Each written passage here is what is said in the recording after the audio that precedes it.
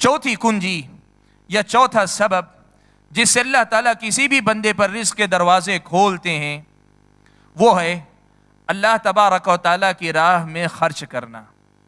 اللہ کی راہ میں خرچ کرنا، اب وہ چاہے جہاد فی سبیل اللہ میں خرچ کرنا ہو یا اللہ تبارک و تعالیٰ کے دکھائے ہوئے مختلف راستوں میں خرچ کرنا ہے. مسجد کی تعمیر، مسجد کے اخراجات پہ خرچ کرنا، علم پھیلانے کے لیے مدرسوں کا قائم کرنا، مدرسوں پر خرچ کرنا، فقراء اور مساکین پر خرچ کرنا، ضرورت مندوں پر خرچ کرنا یا خود اپنے لوگوں متعلقین پر خرچ کرنا، اللہ تبارک و تعالیٰ کے دین کو پھیلانے کے لیے خرچ کرنا، دعوت و تبلیغ کی راہ میں خرچ کرنا. خرچ کرنے کے جتنے راستے ہیں ان تمام راستوں میں خرچ کرنا یہ رزق کے آنے کا ذریعہ ہے، کمانے کا ذریعہ ہے. سبحان اللہ، یہ بڑے کمال کی بات ہے. دیکھو دنیا جس جگہ کو مال کے خرچ ہونے کا راستہ سمجھتی ہے، شریعت اسلامیہ بتاتی ہے کہ یہ مال کے خرچ ہونے کا نہیں، مال کے کمانے کا راستہ ہے. اللہ کی راہ میں مال ہم دیتے ہیں تو مال بظاہر ہمارے پاس سے نکل کر جاتا ہے، لیکن اللہ تعالیٰ بیان فرماتے ہیں مال نکل کر جاتا نہیں ہے، وہ جانے کے بعد لوٹ کر آنے کے لیے جاتا ہے، وہ جانے کے بعد مزید مال لانے کے لیے جاتا ہے. لوگ تجارت میں پیسہ لگاتے ہیں، آپ سمجھ سکتے ہیں اس مسئلے کو.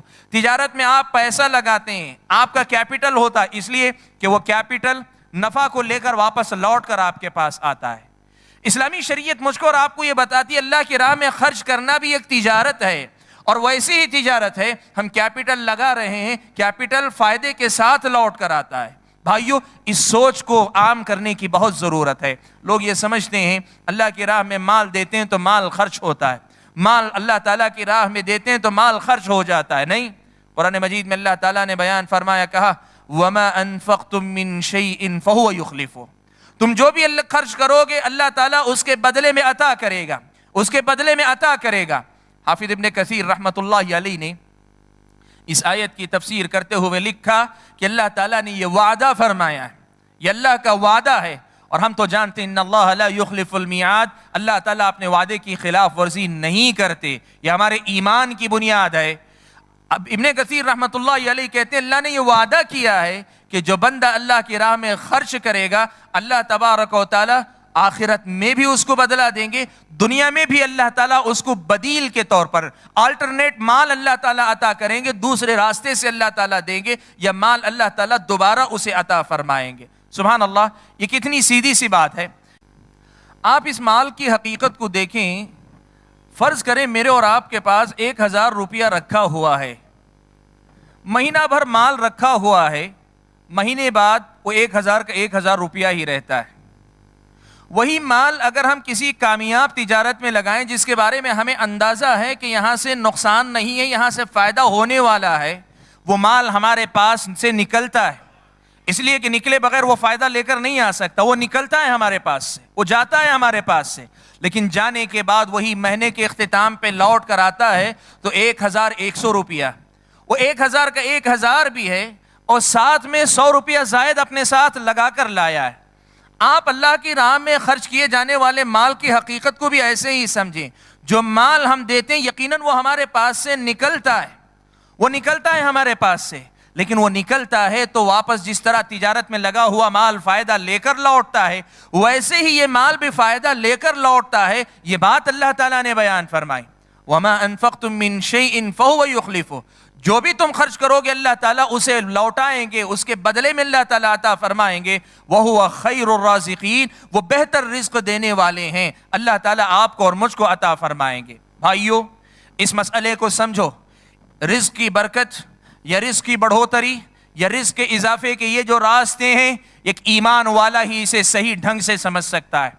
اور اگر ایمان والا ہی اگر اس کے سلسلے میں شک و شبے کا شکار ہو جائے تو پھر اس کا مطلب یہ ہوا کہ دنیا تو اس حقیقت کا تجربہ کر ہی نہیں سکتی. کیوں؟ ان کے پاس تو ایمان ہی نہیں، تو وہ تجربہ کیا کریں. آپ اور میں ایمان والے ہیں، مجھ کو اور آپ کو اس کا تجربہ کرنا ہے. اللہ تبارک و تعالیٰ نے یہ بات بیان فرمائی کہ شیطان لوگوں کو ڈراتا ہے. الشیطان یعیدکم الفقر ویأمرکم بالفحشاء واللہ یعیدکم مغفرۃ منہ وفضلا واللہ واسع علیم. اللہ تعالیٰ نے فرمایا شیطان تم سے فقر کا وعدہ کرتا ہے، یعنی تمہیں ڈراتا ہے کہ فقیر ہو جاؤ گے، وَيَأْمُرُكُمْ بِالْفَحْشَاءِ، اور دوسری طرف تمہیں بے حیائی کی طرف ابھارتا ہے۔ اللہ تعالیٰ کا معاملہ یہ ہے واللہ یعدکم مغفرۃ وفضلا، اللہ تبارک و تعالیٰ ایک تو مغفرت کا وعدہ کرتے، تم خرچ کرو گے اللہ تعالیٰ کی طرف سے مغفرت بھی ملے گی، وفضلا، مزید مال بھی اللہ تعالیٰ عطا فرمائیں گے، اللہ کا فضل تمہیں نصیب ہوگا، اللہ تعالیٰ کی عطا، اس کی نوازش، اس کی دین کے تم اور میں حقدار بن جائیں گے۔ واللہ یعدکم مغفرۃ منہ وفضلا واللہ واسع علیم۔ شیطان تم سے فقر و فاقے کا وعدہ کرتا ہے، اس سے ڈراتا ہے، اور اللہ تبارک و تعالی مغفرت کے ساتھ اللہ تعالیٰ کے فضل کا وعدہ کرتے ہیں۔ اس سے معلوم یہ ہوا کہ اللہ تبارک و تعالیٰ کی راہ میں خرچ کرنے سے ڈرنا یہ شیطان کے وعدے پہ اللہ تعالیٰ کے وعدے سے زیادہ بھروسہ کرنے والی بات۔ اللہ تبارک و تعالیٰ نے ہم سے وعدہ کیا ہے کہ وہ مغفرت بھی فرمائے گا، وہ مزید مال بھی عطا فرمائے گا۔ ایک بندہ اگر اس وعدے پہ بھروسہ کرنے کے بجائے اللہ کی راہ میں مال خرچ کرتے ہوئے ڈرتا ہے تو اس کا مطلب یہ ہوا کہ ایسے انسان کا ایمان اتنا کمزور ہے کہ اللہ تعالیٰ کے وعدے سے زیادہ شیطان کے وعدے پہ اس انسان کو بھروسہ ہے۔ بھائیو، اللہ کی راہ میں خرچ کرو، اللہ کی راہ میں مال خوب دو، کہ اللہ تعالیٰ کی راہ میں مال خرچ کرنا بہت بڑی نیکی، اللہ کی راہ میں مال خرچ کرنا بہت بڑی نیکی ہے، لیکن ساتھ میں اللہ تعالیٰ کے پاس سے رزق حاصل کرنے کا بھی بہت بڑا ذریعہ ہے۔ صحیح مسلم کی ایک روایت میں اللہ کے نبی صلی اللہ علیہ وسلم نے یہ بات بیان فرمائی کہ اللہ تعالیٰ نے فرمایا، حدیث قدسی ہے، یا ابن آدم انفق علیک، اے آدم کے بیٹے تو خرچ کر میں تجھ پہ خرچ کروں گا، تو خرچ کر میں تجھ پہ خرچ کروں گا، مطلب یہ کہ تو اللہ کی راہ میں دے میں تجھ کو عطا کروں گا۔ سبحان اللہ۔ بھائیو، یہ لے اور دے والا معاملہ، یہ ون وے نہیں، یہ ٹو وے کی بات ہے۔ ہم اور آپ دیں گے، آخر کتنا دے دیں گے اللہ تعالیٰ کی راہ میں، لیکن اللہ تبارک و تعالیٰ دیں گے تو کتنا دیں گے ہم اور آپ اندازہ لگا سکتے ہیں۔ ایمان رکھو، یقین رکھو، اللہ تبارک و تعالیٰ پر پورے یقین کے ساتھ اللہ کی راہ میں خرچ کیا کرو، تم اللہ کی راہ میں دو گے اللہ تعالیٰ تمہیں دے گا۔ یہ بات اللہ تعالیٰ نے بیان فرمائی حدیث قدسی۔ صحیح بخاری و مسلم کی ایک اور روایت میں حضرت ابو ہریرہ رضی اللہ تعالیٰ عنہ روایت فرماتے ہیں کہ اللہ کے نبی صلی اللہ علیہ وسلم نے فرمایا، ما من یوم یصبح العباد فیہ الا وملکان ینزلان، روزانہ جب لوگ صبح کرتے ہیں آسمان سے دو فرشتے اتر کر آتے ہیں، فیقول احدہما اللہم اعطی منفقا خلفا ویقول الآخر اللہم اعطی ممسکا تلفا۔ اللہ کے نبی نے فرمایا، ایک فرشتہ یہ کہتا ہے، اے اللہ تبارک و تعالی، جو تیری راہ میں خرچ کر رہا ہے اس کو مال دوبارہ عطا فرما دے، جو تیری راہ میں خرچ کر رہا ہے اسے دوبارہ عطا فرما دے۔ اللہم اعطی ممسکا تلفا، اور جو آدمی مال کو روک کر رکھ رہا ہے، اللہ تعالیٰ اس کے مال کو تو برباد کر دے، تلف کر دے۔ سبحان اللہ۔ بھائیو، اللہ کی راہ میں خرچ کرو گے، تمہارے رزق میں برکت کے لیے یا تمہارے مال میں زیادتی کے لیے فرشتے اللہ تعالیٰ کے پاس دعا کریں گے، اور اس کے لیے روزانہ اہتمام ہوگا۔ روزانہ اللہ تعالیٰ کا ایک فرشتہ اس کے لیے آپ کے میرے حق میں دعا کرے گا۔ سبحان اللہ۔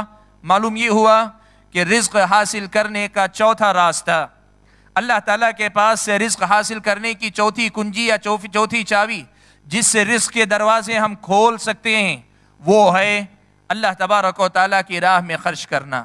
اور جیسے میں نے کہا، خیر کے جتنے راستے ہیں، نیکی کے جتنے دروازے ہیں، نیکی کے جتنے کام ہیں، جتنے باب ہیں، سب میں خرچ کرنا یہ اللہ تعالیٰ کی راہ میں خرچ کرنا ہے۔ اور آدمی کو چاہیے کہ خرچ کرتے ہوئے اگر کوئی آدمی یہ امید رکھے کہ میں اللہ تعالیٰ کی بندگی بھی کر رہا ہوں، میری مالی عبادت بھی ہے اور میں مزید مال کا لالچ بھی رکھتا ہوں، یہ اخلاص کے منافی بھی نہیں۔ یہ بات یاد رکھیں، یہ اخلاص کے خلاف نہیں کہ آدمی کہے میں اللہ کی راہ میں دے رہا ہوں، یہ میری بندگی بھی ہے اور اللہ تعالیٰ مزید مال بھی مجھے عطا کرے، یہ اخلاص کے خلاف نہیں۔ کیوں؟ اللہ تبارک و تعالیٰ نے وعدہ کیا ہے، اللہ تعالیٰ نے اس کو سامنے رکھ کر طلب کرنے کا حکم دیا ہے۔ اس سے مسئلہ معلوم ہوا کہ رزق حاصل کرنے کا ایک اور دروازہ اللہ تبارک و تعالیٰ کی راہ میں خرچ کرنا بھی ہے۔